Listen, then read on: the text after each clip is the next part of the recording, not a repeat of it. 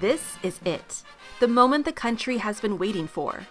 A day when American citizens have the opportunity to cast their vote for leaders who will represent them in government. It's a momentous day in American history, and the results will have a lasting impact on the nation.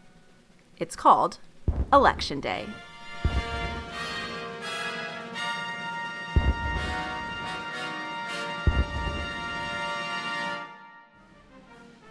Election Day falls on the first Tuesday after the first Monday in November.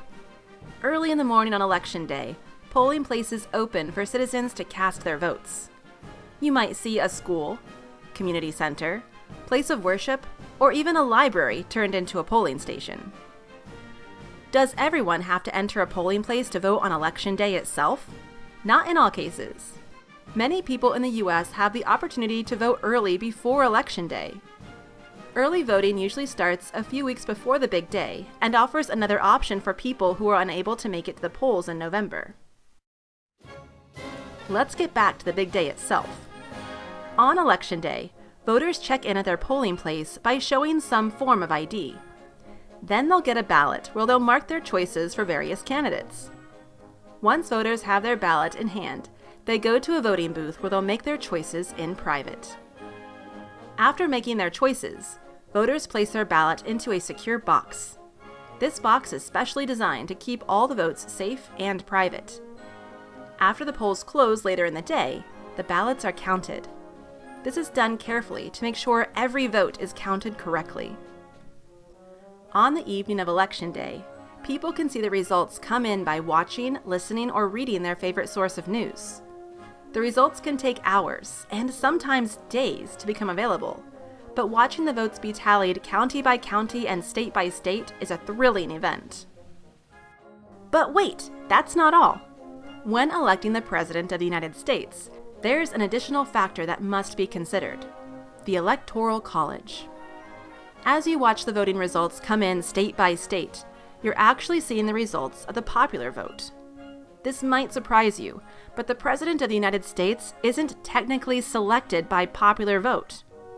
That's where the Electoral College comes in. Here's how it works. Each state has a certain number of electors based on its population, for a total of 538 electors. The bigger the population of a state, the more electors it has. When you vote for president, you're actually voting for a group of electors who have pledged to support your chosen candidate. In the modern political system, the candidate who wins the popular vote in a state gets all the state's electors, except in the states of Nebraska and Maine, which award electors proportionally. A presidential candidate needs to earn at least 270 electoral votes to win the election.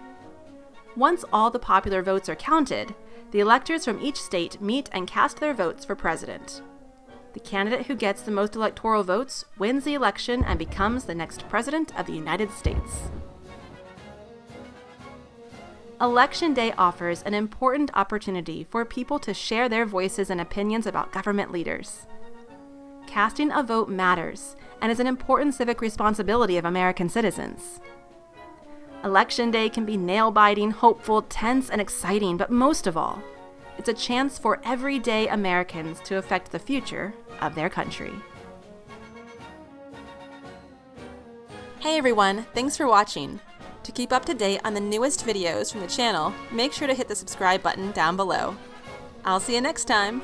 In the meantime, keep pursuing history.